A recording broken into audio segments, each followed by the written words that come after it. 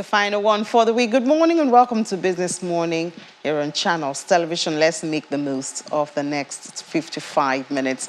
I'm Ini John McQuarrie, and we start off with what's going on in the global oil space. Prices rose in early Asian trade on the prospects that a stalled Iran nuclear agreement and Moscow's new mobilization campaign in its invasion of Ukraine would further restrict global supplies.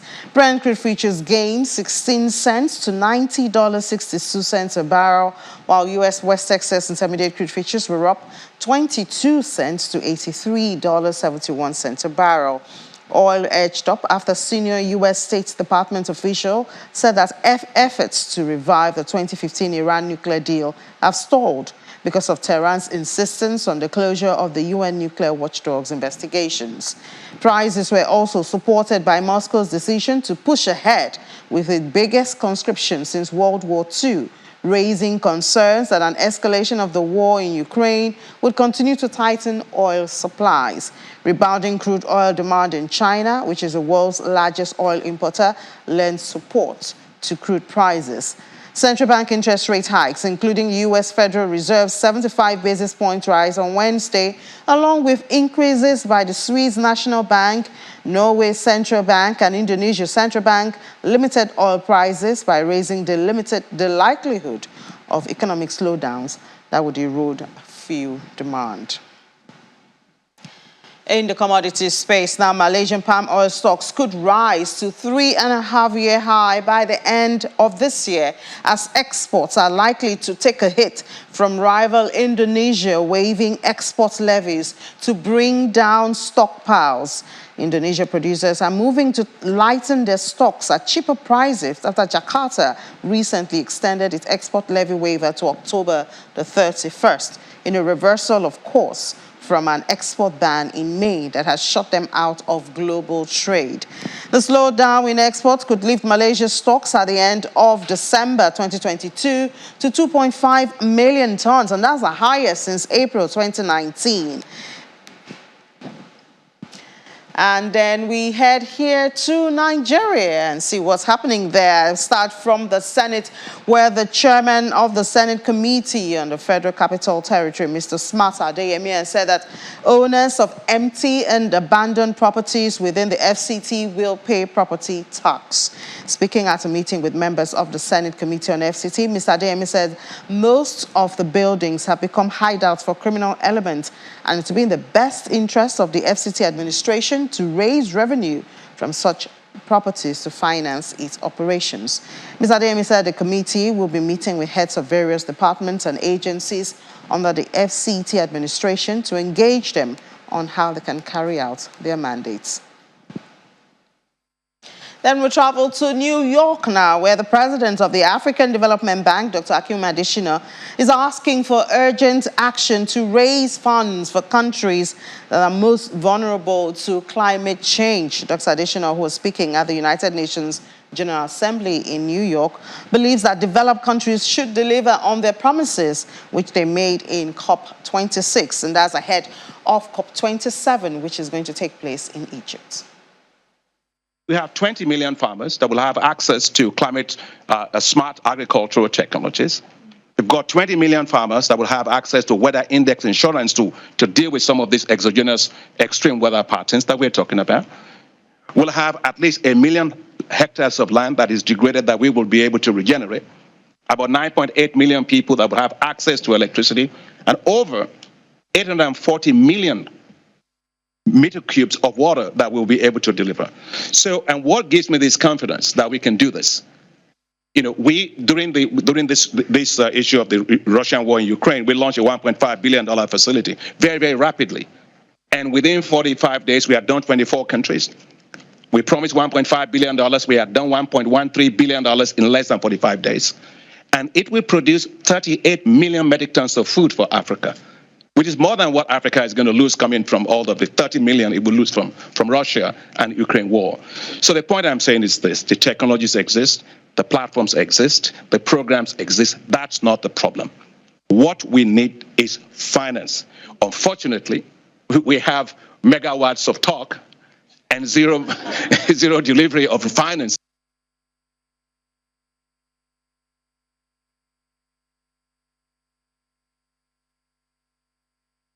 Well, we're staying with the president of the African Development Bank, Dr. Adesina, still at that meeting in New York. He's been saying that Nigeria needs help from the international community in tackling its debt burden. He notes that the debt to GDP ratio of Africa has increased to 70%, and several countries are at the risk of high debt distress due to unstable, unsustainable debt levels.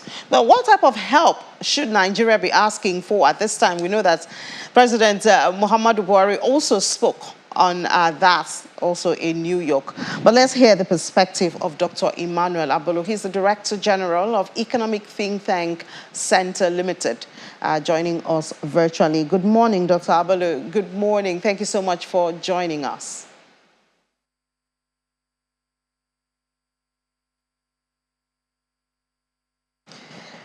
I think you're muted, Dr. Abolo. If you could check and unmute yourself, please.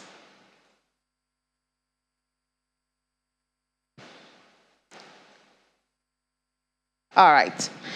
So while we wait for Dr. Abolo to unmute and join us, I mean, the issue of debt in Nigeria, we had this conversation earlier in the week when the Debt Management Office released numbers to indicate that public debt is now 42.84 trillion naira, and that's about $103 billion.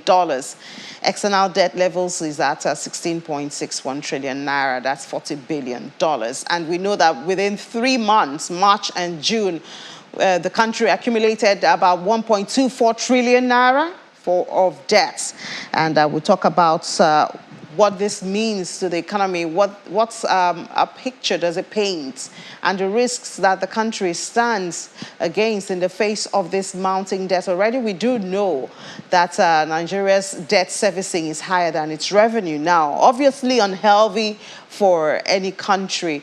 And as our guest who spoke to it earlier in the week had noted, this might give signal to other countries that it might be too risky to borrow money to Nigeria, and that will make our interest rate even go higher and debt servicing even higher. But I think we have Dr. Abolo now. Dr. Abolo, can you hear me now? Good morning. I'm hearing you very clearly. Are you hearing me? I can hear you, Dr. Abolo. So we're talking about, of course, the debt situation or debt stock in Nigeria. We see Dr. Akim Adesina all the way in New York saying that countries like Nigeria do need international assistance. What kind of assistance should Nigeria be asking for now? Well, thank you very much. I think when Mr. President was at the UN General Assembly meeting, he made a presentation where he actually pleaded with the creditor nations and other creditors that Nigeria and other countries should be forgiven their debt. That's a very, very tall order as far as I'm concerned. We remember that during the time of Okonjo-Iweala, we had to negotiate this debt. We had to restructure these debts. And so asking for complete cancellation and forgiveness might be a very, very difficult request, as it were. But we are joining Mr. President in also making this request. But the truth of the matter is that the creditors and all those that have advanced loans to Nigeria and other countries, we want to see what we have used this money for. So there's need for a lot of transparency here. What have we used this money for? They need to see that. Once we're able to, we are transparent and we let them know and they see what we have used these funds for, then of course they might be willing to listen to us. But at this point in time, I'm not quite sure if they have that information yet. So that should be the starting point, to let them know what we have used these loans for. I think that's the starting point. All right. While we start there, we would also like to see some consequences. We do know that with mounting debts, there's Fitch ratings, they downgrade countries' bonds and all of that based on factors such as this. What does Nigeria stand to lose? I mean, within how many years we are asking for debt forgiveness, and yet we are the giant of Africa, and yet in every sector of the economy we do have potentials which obviously have not been tapped. What do we stand to lose? What happens to our status? What happens to our ratings when we keep going this path? That's a very good question. I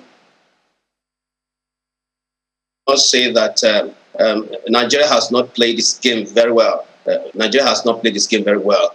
These loans that we have mounted over this period of time, unfortunately, these loans have not been used to finance productive activities, and that is where we are having the problem.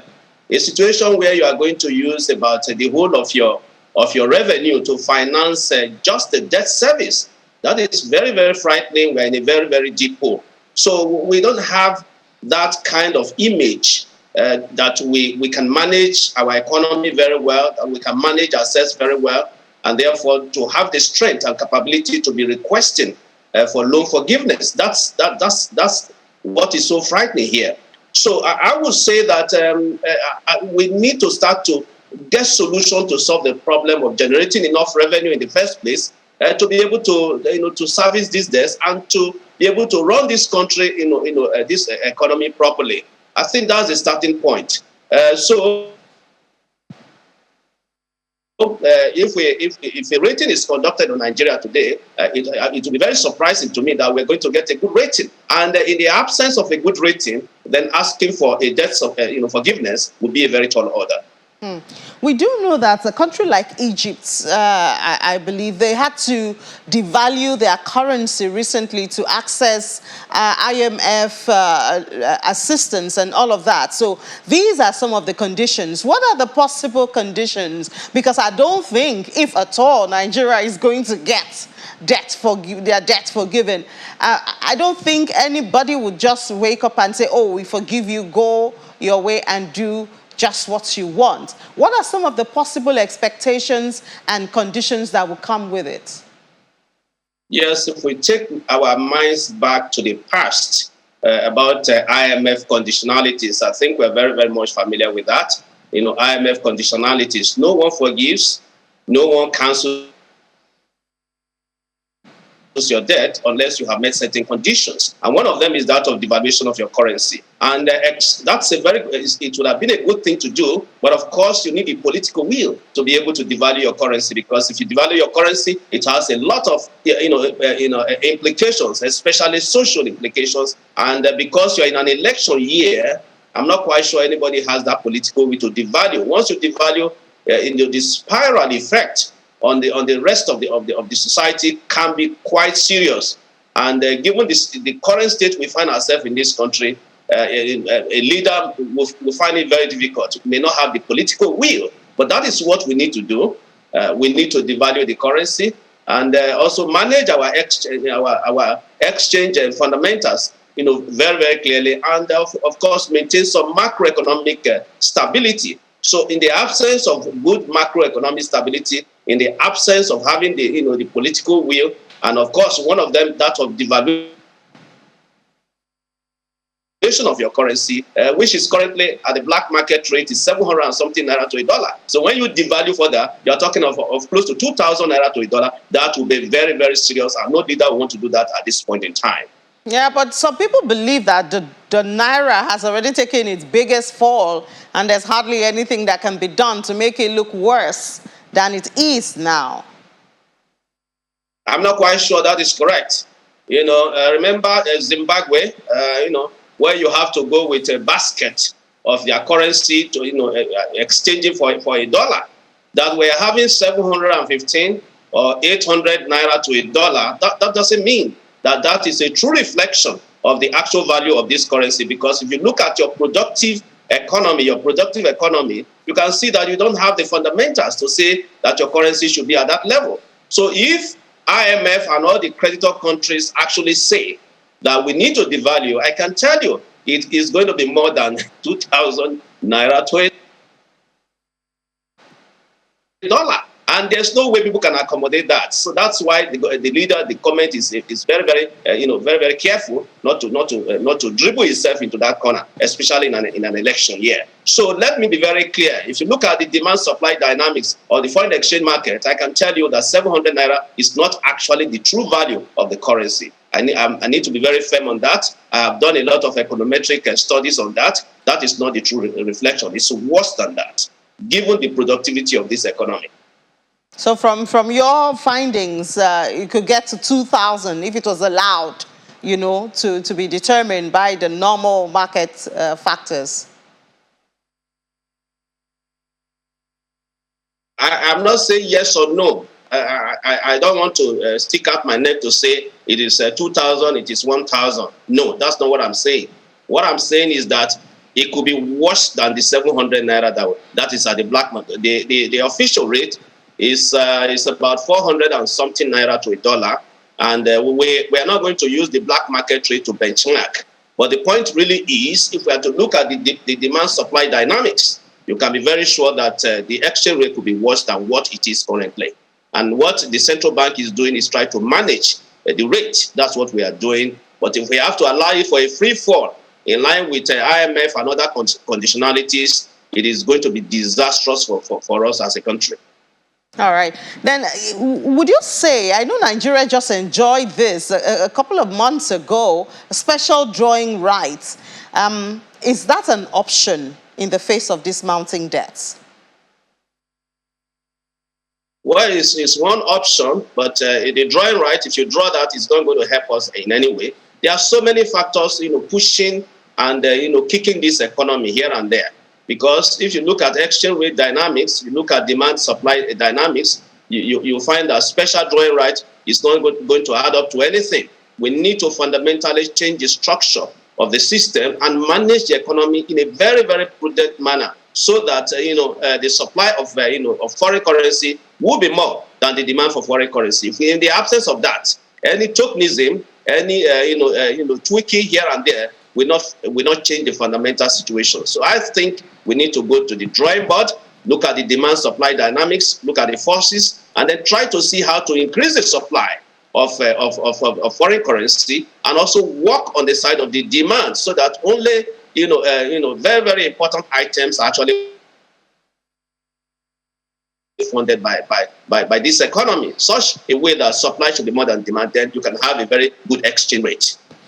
All right, Dr. Emmanuel Abolo, thank you so much, Director General, Economic Think Tank Center Limited, for sharing your thoughts with us this morning. Thank you very much. It has been my pleasure. Thank you. All right. Okay, so we have to keep talking about this. It's our problem, and no one will solve it for us. So we'll keep at it and see how far we can go. I will take a break now. When we come back from that break, there's also another burning issue. I know you've been hearing a lot about tax waivers, yes or no, pros and cons. Find out which way you would want to take after this break on Business Morning.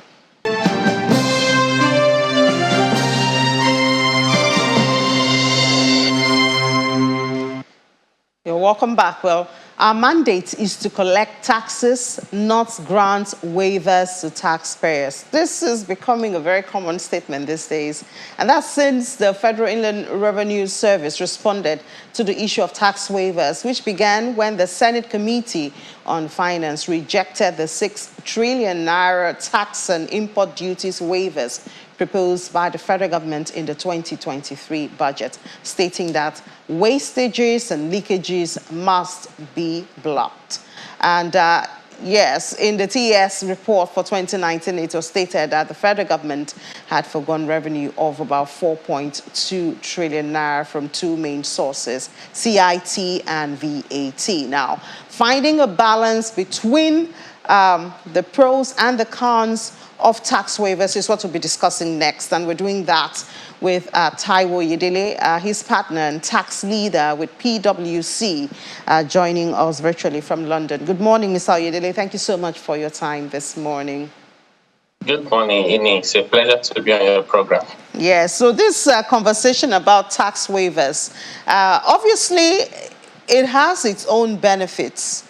But the Senate coming up to bring it up at this time and say this is not the time for it. You tell us, you are the professional when it comes to tax. There was a reason why tax waivers were created, and it has its own purpose. And then now they are terming it as wastages. What do you see? Yeah, thank you very much. I think maybe the starting point is to try and understand what this means. So tax waivers come in different forms. You can have a tax holiday, you can have exemptions, you can have deductions. So this is really whatever government says you can do that reduces the taxes you otherwise would have had to pay. So there's a provision of the Fiscal Responsibility Act that requires that government needs to report, we call it tax expenditure. Government needs to report how much government is, losing in quotes to tax waivers and incentives. So in the 2023 to 2025 medium-term expenditure framework and fiscal strategy paper, the finance minister had presented this as part of the breakdown, and it shows that the tax waiver for 2021 was about 6.7 trillion. Now for the lawmakers saying that they reject it is curious for me, because on one hand, the tax waivers were to meet government policy objectives. And if you do a breakdown of the 6.7 trillion waiver for 2021, actually about 4 trillion out of it relates to VAT. The biggest portion of that VAT is the waiver of VAT on fuel. So I don't know whether the lawmakers understand that what they're saying is that we should now put VAT on petrol, on diesel, and all of that. You have a lot of those exemptions. Some of them are to do with the common external tariff under the ECOWAS protocols. We're going to have more now under the African Continental Free Trade Area. You cannot sign a treaty with the rest of the world and then decide that you're going to ignore it. So you have import duties, which is about 1.8 trillion out of that amount. VAT, local and import VAT is about 3.9 trillion. And in fact, companies' income tax is only 548 billion, because I saw a report by Punch saying that government granted waivers of 16 trillion to Dangote, Honeywell, and others, which is quite misleading because that's not correct. The component of CIT out of that is less than 10%. And what the likes of Dangote and Honeywell got is a very small fraction. And maybe sometimes people don't talk about their contribution to the economy. Imagine today if we are still having to import cement, the naira will not even be at 700, maybe it will be at 1,000 naira. So when you see, industry that are trying to help the economy to develop, create employment, import substitution, foreign exchange earnings, they should be encouraged. So what we're asking government to do is to assess and evaluate incentive from that perspective and reduce the wasteful component of those incentives. Is there ever a time where it gets to where, because of the global headwinds which we're facing now, where it becomes necessary to taper on those waivers? I mean, I'm not concentrating on the CIT, but even the VAT and all of that. Is there ever a time in an economy when the government will be forced, to look that way because of the issue of dwindling revenue? The answer is yes. I do think that, if government keeps an eye on those incentives, do a breakdown and ask yourself every time, do we need to continue with these waivers? For example, you have waiver on medical supplies and equipment. You have waivers on even military hardware. We're fighting a war technically. You have exemption, in different, some of them are necessary. Some of them are necessary to promote, social well-being of the people, especially in a country where many people are poor. Many of them are necessary for government to help with exchange, rate, stability. Some of them with creating employment. But of course, I do agree. We have some of them that don't make a lot of sense, particularly the ones that are politically motivated, where government will grant those incentives in a way that in itself distorts the workings of the market and the economy. Government needs to do that. I think that in a matter of time, I don't know how soon that will be, we'll get to a point where it will no longer be acceptable to subsidize fossil fuel. If at the same time Nigeria says we're doing energy transition to cleaner energy, what the rest of the world is doing is try to impose taxes on fossil fuel apart from some small interventions now because of cost of living crisis. So we are doing the opposite. We're creating incentive for people to consume more fossil fuel. I think that will happen in a matter of time as soon as the economy stabilizes. But overall, government needs to pay attention to the fact that every 1 naira of incentive that we give should give us benefit that is more than 1 naira. If that is the case, then that makes sense. Or it could be that it's not giving us a benefit that is quantifiable, but it's helping us solve an important societal problem such as food security, affordability, cost of living, and the rest of that. I think it's that measurement of cost versus benefit that we need to do more regarding that. So if the government goes ahead to take away the waivers, we had a guest yesterday who mentioned the issue of uncertainty. It might bring uncertainty to the system, but what does the country stand to lose if this issue of waivers goes the way of, okay, because we are in dire need of revenue now, no more waivers, at least to an extent, I know it can be total. What does the country stand to lose? No, you can easily create a social crisis. So just imagine today we say we don't need waivers anymore on fuel products. So the price of diesel will go up immediately. Price of petrol and the subsidy government is paying will go up. You cannot say you don't want to give waiver on product coming from ECOWAS. That would be irresponsible for Nigeria to go against agreement they've agreed to. So some of it you can't really just wake up and say let's remove them. But then if you focus on how can we use incentive to stimulate more activities, in fact, the way government can make more money is by promoting more economic activities, and then you expand your tax base in the process. All of these tax incentives are big within our context, but it's just 4% of GDP. Our tax collection is around 6%. So put together, you have about 10%, when our collection should be in the region of 20%, which means a bigger component of the tax leakage we have in the system is due to compliance gap. And even sometimes non-compliance by even government MDAs themselves. So these areas are using technology for intelligence to ensure that evasion is reduced. For me, are the biggest components that government needs to focus on. One other one I should mention is the road infrastructure tax credits, which is also included in this. But my view is actually maybe it's not even tax expenditure, because what the likes of Dangote, Nigeria LNG are doing is using money that they should use to pay tax to construct roads. And everybody refers to the Apapa road that Dangote constructed. Quality was better, cost was lower, it was completed faster.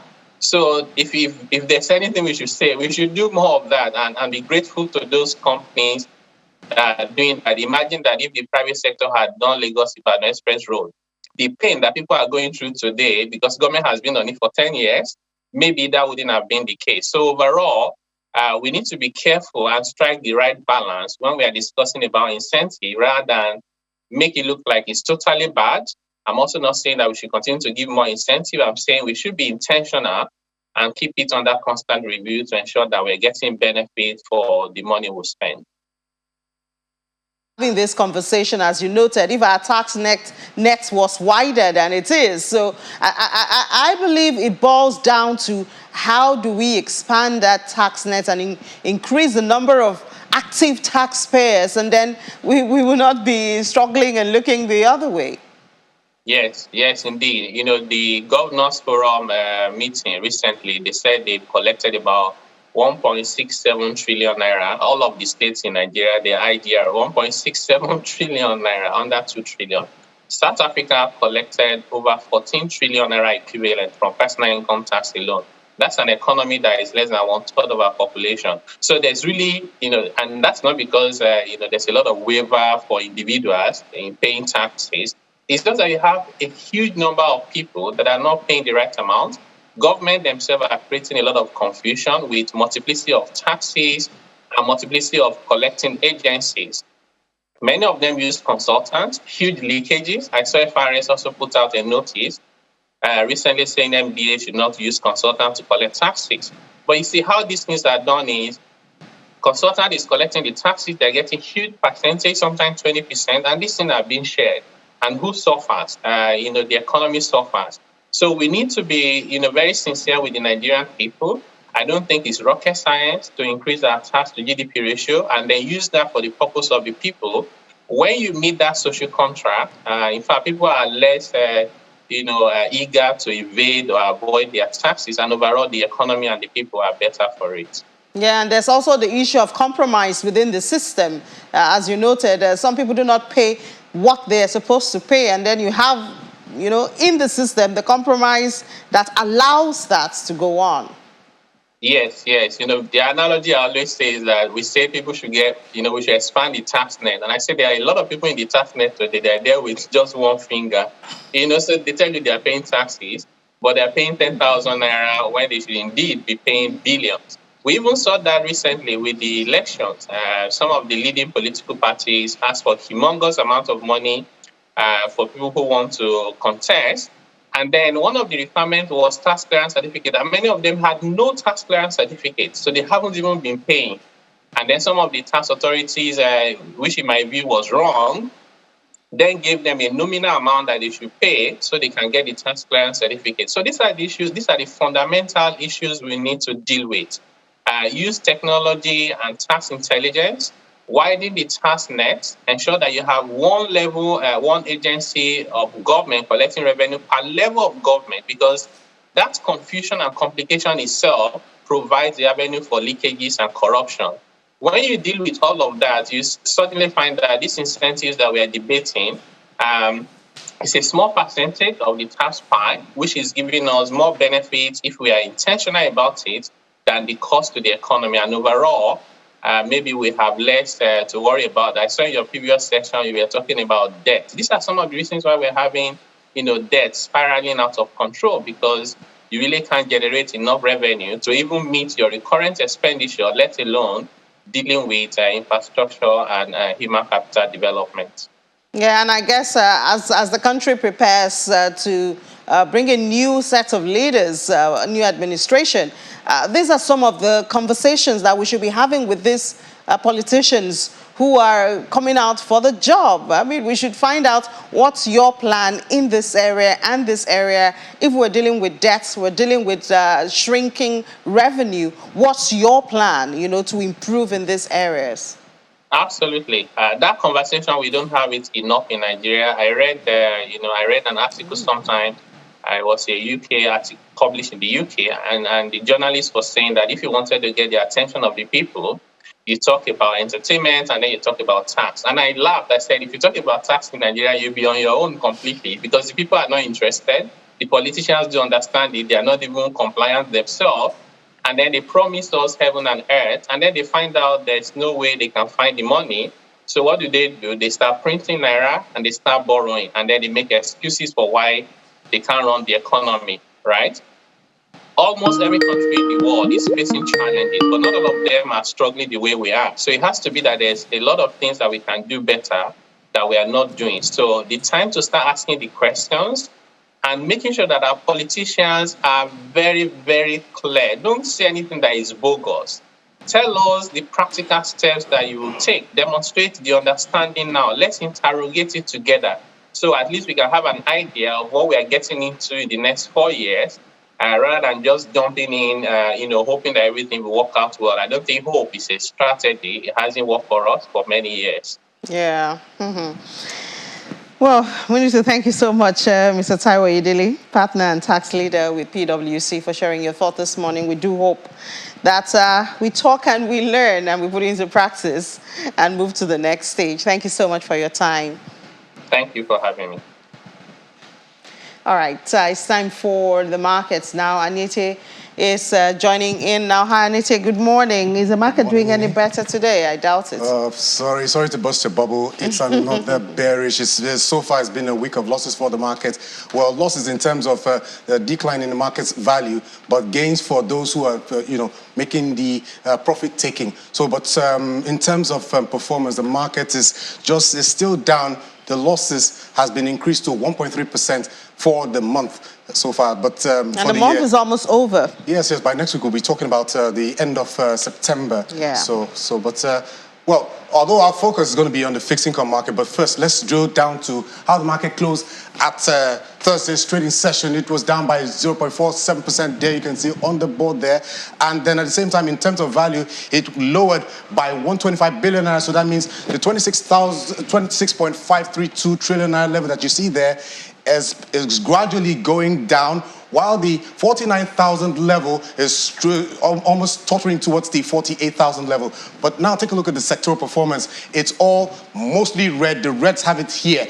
And then for the banking subsector, or the banking sector index of the NGL, of the NGX, it was up by 0.42%, just not up, not nearly half of a percent, but that didn't have any shine on the market. Now, let's take a look at the activity chart. It was green all the way for the market at the close of yesterday's trading session. So that's where you had the green color.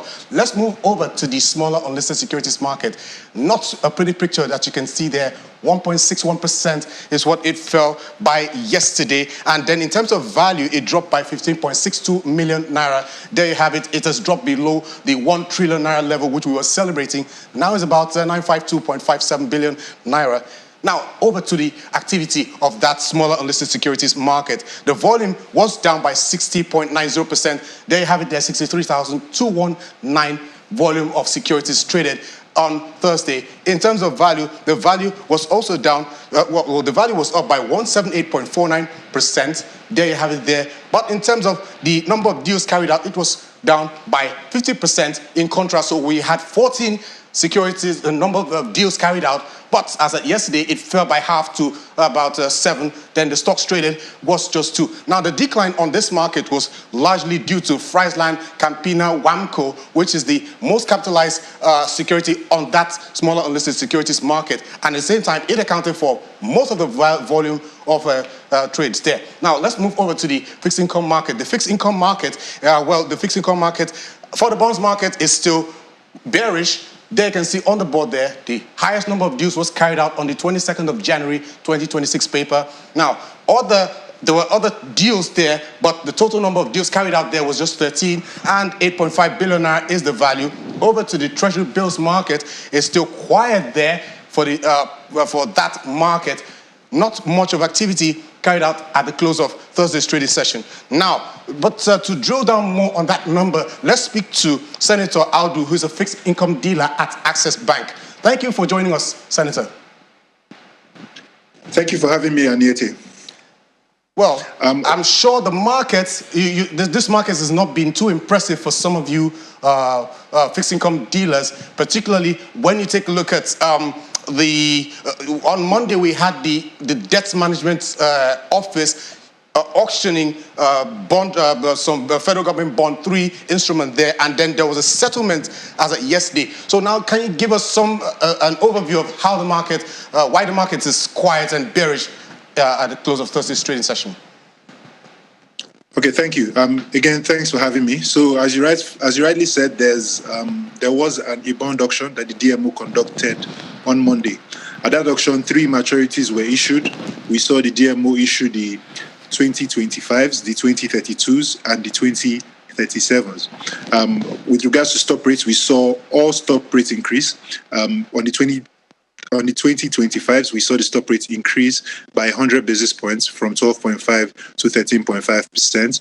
The increase wasn't so pronounced on the 2035s. We saw that increase from 13.5 to 13.849, while we saw a similar increase on the 2037s by 50 basis points from 14 to 14.5%. The increase I'm referring to was the stop rate on the 2042s, which were the long-dated maturities being issued at the previous auction had closed at 14, but we saw the 2037s close at 14.5%. With regards to post-auction trading, we saw a bullish sentiment, particularly across the short and the longest dated offerings, so the 2025s and the 37s. So this bullish interest led to a 10 basis point decrease on both those maturities.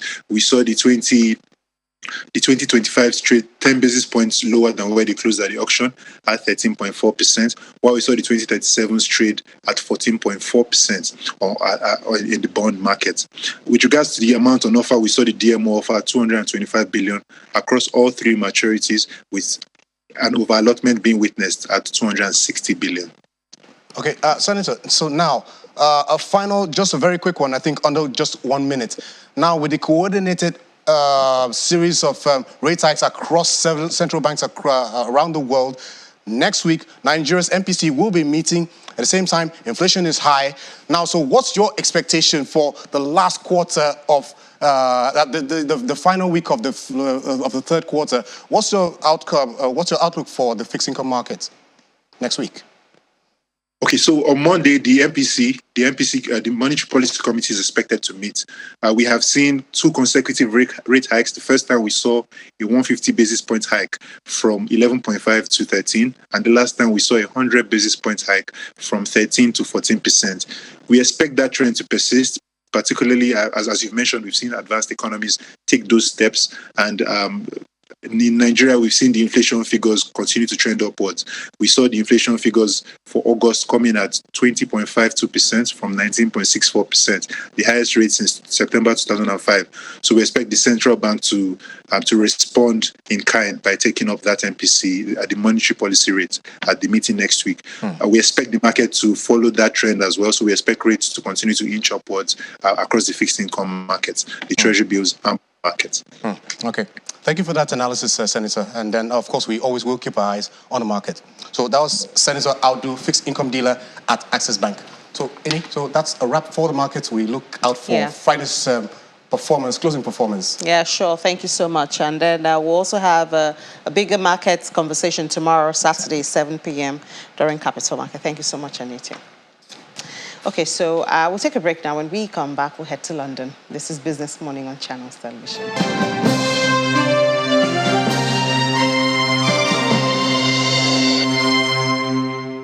We head to London now, where Juliana is standing by. And it's going to be an interesting day today because it's the mini budget day.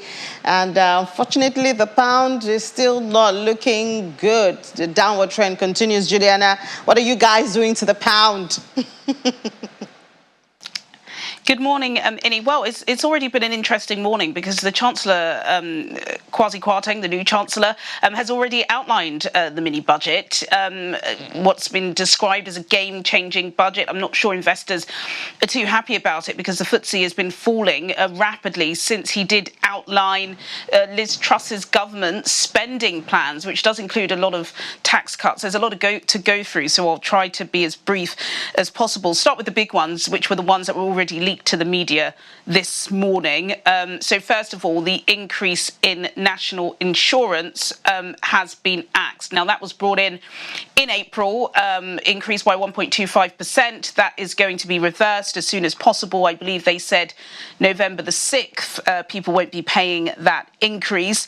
Also, as well, the corporation tax. Now, this was more of a global issue because we knew that some firms were paying more in some countries and hiding money in others. So there was a global effort to try and prevent that. That has now been axed. So if you are a big business earning big bucks, you will no longer be paying 25% tax. So a lot of big business leaders, I'm sure, breathing a huge sigh of relief. That is going to stay at 19%. Another issue that was discussed is bankers' bonuses. Controversial if you're not lucky enough to be earning a couple of £1 million extra on your wages in the year. But there was a ban on that. That has now been scrapped. So bankers will be getting their big fat checks at Christmas. There has also been a basic income tax cut. Now, we have four bands of taxes in the UK. If you earn less than £13,000, you don't pay tax. Between £13,000 and I believe about £50,000, you pay 20%. You're now going to be paying 19%. If you earn over £50,000, you're considered a high earner. You pay 40%. Over £150,000, you pay 45%. You are no longer going to be paying 45%. Everyone above £50,000 is going to be earning 40%. Stamp duty. Now, this was a huge issue, and this was why we are seeing the lifts in the housing sector. Stamp duty on properties up to £250,000 has been scrapped. This is a big story because, of course, we know that lots of people are trying to get on the housing ladder, and trying to find that extra £20,000-30,000 has been tough. It was scrapped during the pandemic by Rishi Sunak. They've decided to extend that, so that has happened. There are a few more VAT-free shopping for tourists, and the list goes on and on and on. Now, of course, this mini budget has been delivered on a backdrop of high public sector net borrowing. Borrowing in the month of August was at over £11 billion, double what the economists had forecast, and it is going to increase because, of course, we're having energy price freezes, and we're also offering support for businesses. So it sounds great and it looks great, and of course most people do want to keep most of their money. It would be hard pressed to find people that want to give their money to the tax man, but of course things do need to be paid for. So the Labour opposition party, Rachel Reeves, the shadow chancellor, has asked, well, where is all this money going to come from? And I think that's one of the reasons why the FTSE is falling so rapidly, because there are fears that austerity is coming, because of course you buy now, ultimately you need to pay later, and it is the taxpayer that's going to be picking up. Yeah, this. I mean, I think you took that question out of my mouth, Juliana, because then we're talking about increasing debts, more borrowings, and of course that also has the effect. But I think we'll reserve that conversation for 1:30 during Business Incorporated. Okay, so it's now time for crypto, and crypto this morning, I don't know if it's some of those bound effects that's also in the crypto, but we've had it even before now. Fear greed index is not looking very good. It's still within the 20s, and so it's still extreme fear. If we look at the market cap for this morning, it looks a little bit better than yesterday, but still, we're still doing 952. We have not even gotten back to $1 trillion. 4.78% up, 24-hour volume, more than almost 16% down, and BTC dominance 39% on the dot after losing 0.45%. Let's see the price of Bitcoin gone back to 19,000, the shaky movement that we see, and it's up 3.24%. 24-hour volume 39.53. I don't know if we have our guests, Uzochukwu Mbamalu, joining us now. Hi, Uzochukwu. Good morning. Hello, good afternoon. It's morning in Lagos, Nigeria, Uzochukwu. Well, good afternoon from wherever you are. But some banks are now suspending international transactions on Naira debit card. How do you think this will impact the crypto space? Do you think people will move to crypto? Yeah, of course. It's the fact that everybody, that wants to do international trade will always demand for FX. So people would want FX to pay for their tuition for international trade, and as well as if you want to travel, let's say you want to travel to, let's say for instance, Dubai, you need to convert your Naira, to dollars and all of those. So there will be demand for FX. All right. So if they can't source that FX from the bank, they will look for FX from wherever, and the alternative will be to source for FX from the black market. So there will be a high demand for blue dollar. All right. So if and also we also have alternative like stable coins like USDT, and so that will also put more buy pressure in the black market, and as well as stable coins too. So you see this translating? You think Nigeria has the value to push movement in the crypto space? I won't say, of course, we have some buying power, obviously, because right now, what is really driving the demand for crypto in Nigeria will be the demand for FX, all right? So most people are demanding for stable coins, as an alternative for them to get FX, since the banks, can't supply all of the FX need they want. Yes, there is a high demand for FX from the black market, all right, and as well as from exchanges, So people are really going into stable coins right now for their FX need. And also, we have a new wave of fintechs creating solutions for crypto payments because they also found some, in some sense, loopholes in the regulation, the CBN regulation. So there's a kind of regulatory arbitrage that they are, trading with, as it were, and to create solutions for people to execute their FX transactions, using stablecoins. All right, so we're watching the stable coins to see what difference that will bring. Thank you so much, Uzochukwu, for sharing your thoughts with us this morning. Thank you. Sure. All right, just before we go, can we just see the top alt by market cap? And it's all green. From 4% to 5% up to XRP. XRP was the only positive yesterday, and today it's up 27%. I think we need to dig out to find what's driving that market. Well, that's it on the program today. Thank you so much for being a part of this 5 days of current and relevant business conversations. I do hope that you had value from it. I'll be back at 1:30 with Business Incorporated. We'll give you an update from the world of business. And then I'll see you tomorrow. Capital Markets will tell you a summary of activities in the market over the weekend. I'm Ini John Mekwa. Have a profitable business day.